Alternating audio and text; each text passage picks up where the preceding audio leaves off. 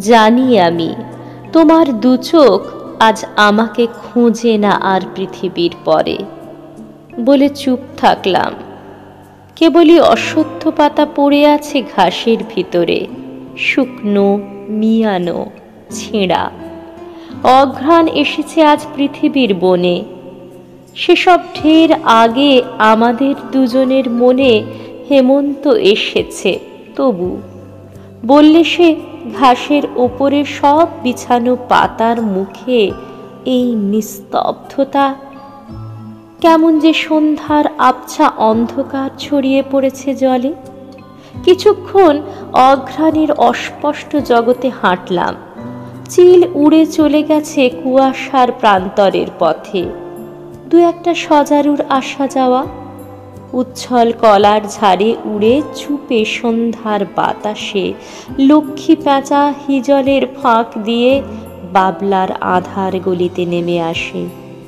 আমাদের জীবনের অনেক অতীত ব্যাপ্তি আজও যেন লেগে আছে বহতা পাখায় ওই সব পাখিদের, ওই সব দূর দূর ধান খেতে।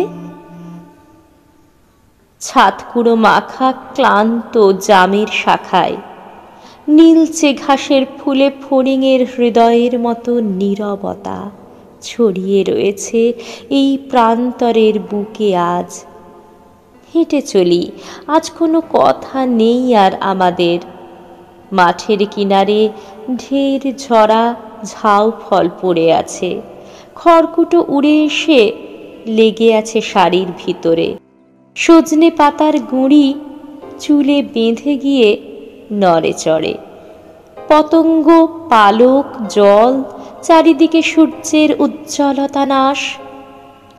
আলেয়ার মতো ওই ধানগুলো নড়ে শূন্যে কিরকম অবাধ আকাশ হয়ে যায়।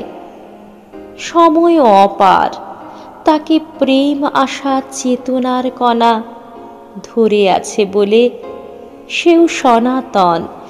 কিন্তু এই ব্যর্থ ধারণা সরিয়ে মেয়েটি তার আঁচলের চোরা কাঁটা বেছে প্রান্তর, নক্ষত্র, নদী, আকাশের থেকে সরে গেছে। যেই স্পষ্ট নির্লিপ্তিতে, তাই ঠিক ওখানে স্নিগ্ধ হয় সব। অপ্রেমে বা প্রেমে নয়, নিখিলের বৃক্ষ নিজ বিকাশে নীরব।